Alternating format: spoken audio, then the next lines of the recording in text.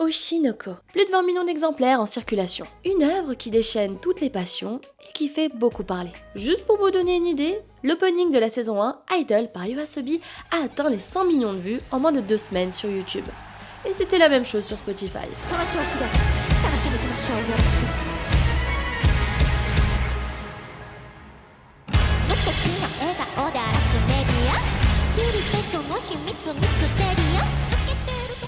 Je me souviens qu'à l'époque, tout le monde avait été impressionné par l'épisode 1. Pourtant, aujourd'hui, la fin du manga, elle en a fait grincer des dents plus d'un.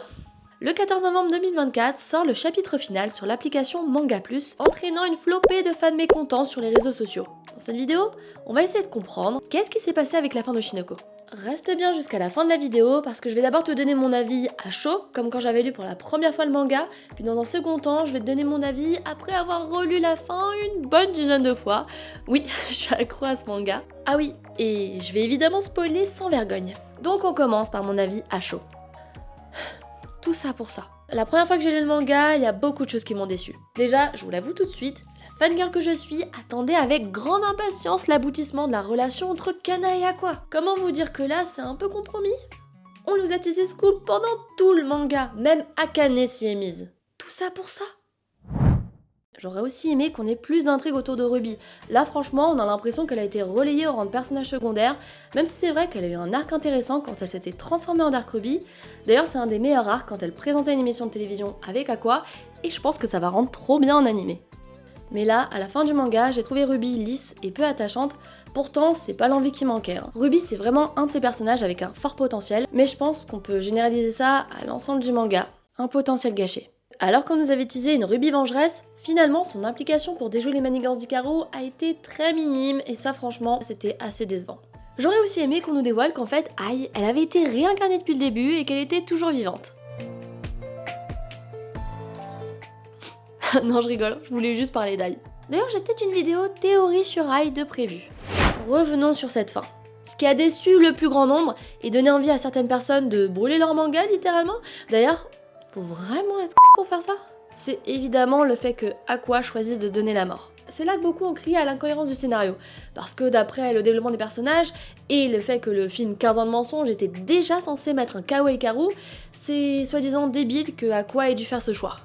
Mais alors quoi? Est-ce que l'auteur du manga aurait dû faire une autre fin? Est-ce qu'un peu de fanservice n'aurait pas fait de mal? Franchement, non. Oshinoko, c'est tout sauf ça. L'œuvre tout entière est littéralement une critique des dérives de la société du divertissement. Alors la dernière chose que l'auteur aurait dû faire, c'est une fin uniquement pour plaire aux fans. Et que ça nous plaise ou non, l'auteur il avait prévu cette fin depuis le début. Dans une interview, Aka Akasaka a dévoilé qu'il est allé exactement là où il voulait aller. La fin s'est déroulée comme prévu. Cependant, avec Oshinoko, j'ai clairement séparé ce que j'avais décidé dès le départ de ce que je n'avais pas décidé. Parfois, la face cachée d'un personnage que même l'auteur ne pouvait pas percevoir surgit soudainement. Je veux l'aimer comme une personnalité et être un écrivain qui la chérit.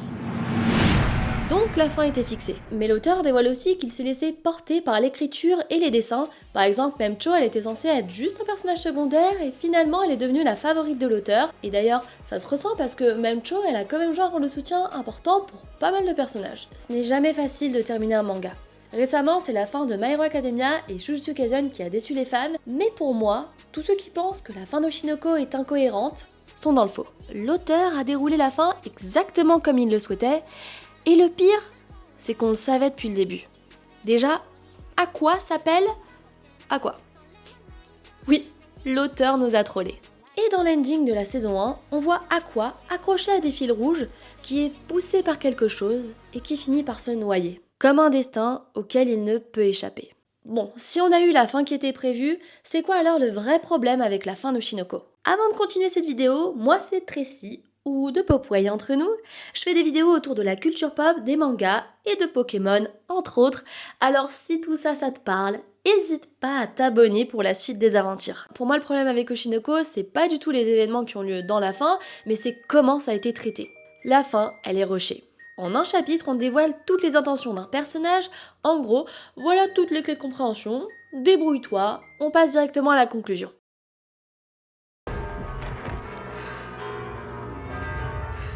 Oshinoko, c'est un manga avec une fanbase énorme et une intrigue avec un potentiel de dingue. Donc une fin aussi rushée, franchement, c'est frustrant. Je me plains souvent des séries à rallonge comme One Piece ou Détective Conan par exemple, mais là franchement, 4 tomes en plus, bon, ça aurait pas été du luxe. Pour vous donner une idée, l'arc final il fait 14 chapitres contre 26 pour l'arc de Tokyo Blade. Presque le double. Et l'arc de Tokyo Blade, c'est vraiment un des meilleurs arcs. Le développement des personnages est bien écrit, et même la relation entre Kana et Akane est super bien développée, et l'auteur a pris le temps.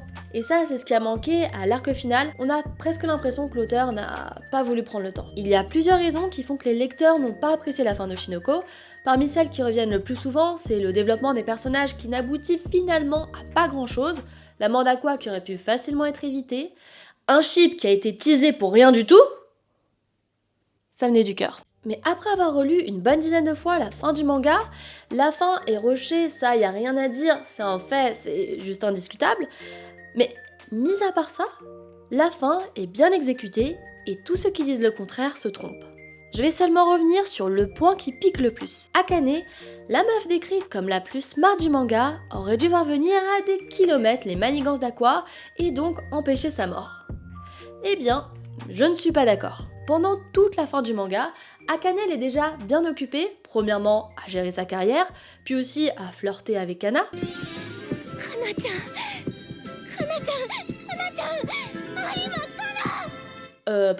À pousser Kana à avouer ses sentiments à Aqua. Et puis surtout, son esprit il est accaparé à devoir protéger Ruby, parce que tant que Hikaru est en liberté, Ruby elle est toujours en danger. Akane elle a promis à Aqua qu'elle gardera un œil sur Ruby. Et d'ailleurs, elle a déjà déjoué une tentative de meurtre de Nino, mais comme Hikaru il a sans doute plusieurs pions, Ruby elle est toujours pas hors de danger. Quant à Aqua, il donne l'impression à tout le monde de vouloir vivre, il ne fait que parler de son futur et de son rêve de devenir chirurgien, même Goro a cessé de le tourmenter depuis qu'il sait que Sarina est toujours vivante en la personne de Ruby. Tout semble rentrer dans l'ordre avec la sortie du film 15 ans de mensonges et les révélations sur la mort de Ai. En tout cas, Aqua fait croire à ce mensonge, il a trouvé la paix. Je pense que lui-même veut y croire. Donc je ne suis pas surprise qu'Akane n'ait rien vu venir. Après, peut-être que oui, Aqua aurait pu trouver une autre solution. Mais franchement, après la sortie du film 15 ans de mensonges, qui aurait été le suspect numéro 1 ? Ruby serait devenue la sœur d'un meurtrier et toute sa carrière, voire même toute sa vie sociale aurait été détruite. Et on le sait tous, la pire crainte d'Aqua, c'est de nuire à sa sœur. On pourra toujours inventer une infinité de scénarios. Mais est-ce que vous allez devant la Joconde et vous vous dites « Tiens, là le Leonardo, il aurait pu la peindre plutôt comme ça ». C'est la fin que l'auteur a choisie et tout est clairement justifié dans le manga. Si Aqua s'est réincarné, ce n'est pas pour venger la mort d'Ai, c'est pour protéger Ruby, même s'il doit sacrifier son propre bonheur. Mais il le sait, tous ceux qui lui sont chers sont plus forts que tout.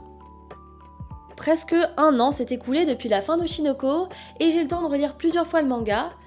Et écoutez, j'ai toujours le cœur brisé, mais j'ai bien aimé la fin. Et en soi, le fait que le manga m'ait fait ressentir de la tristesse, de la douleur et même de l'empathie pour les personnages, c'est bien joué de la part de l'auteur. On est devenu trop exigeant. Dans un monde où tout se consomme super vite, on s'attend toujours à avoir quelque chose à regarder et à être constamment satisfait. Les nouveaux contenus sortent à un rythme effréné, souvent au détriment de la qualité de l'œuvre, et donnant un stress immense à des artistes qui essayent tant bien que mal de se démarquer dans cet océan de contenu. Si on écoute les détracteurs de Shinoko, ils auraient tous imaginé la fin parfaite et auraient tout fait mieux que l'auteur lui-même. Pour moi, qu'on ait aimé ou pas la fin de Shinoko, une chose est sûre, c'est que la fin, elle en a choqué plus d'un, et ça encore une fois, c'est bien joué de la part d'Aka Akasaka. Et franchement, j'ai bien envie de savoir ce que va donner son prochain manga. L'auteur est en train de commencer une nouvelle série qui est, je crois, une réinterprétation du conte de Réponse. Franchement, j'ai bien envie de savoir ce que ça va donner. Je me suis aussi pris, peut-être il y en a qui connaissent, les 3 premiers tomes du manga Love is War. Alors j'ai fait la règle des 3 premiers tomes, on va voir si je vais aimer ou pas. D'ailleurs, s'il y en a qui l'ont lu, n'hésitez pas à me dire ce que vous en avez pensé dans les commentaires. C'est en gros le premier gros titre de Aka Akasaka, juste avant Oshinoko. C'est vraiment son premier succès. Et à la différence d'Oshinoko, c'est que là, il est au scénario, mais à la fois au dessin, ce qui n'était pas du tout le cas dans Oshinoko. Il y a aussi un spin-off qui est sorti entre Kana et Akane. Alors je sais pas s'il va sortir en France, mais par pitié Kurokawa, il faut absolument le publier. Ça raconte une histoire de Kana et Akane en mode flashback, mais ça suit aussi l'après-manga, donc en vrai j'ai trop envie de savoir ce qui se passe pour Kana. Et puis c'est quand même un des duos banger de l'anime, donc je trouve que faire un spin-off c'est très très stylé. Hâte de savoir s'il va sortir en France, et sinon on fera avec les scans. Finalement, ce qui est le plus nul avec la fin de Shinoko, c'est que ce soit la fin.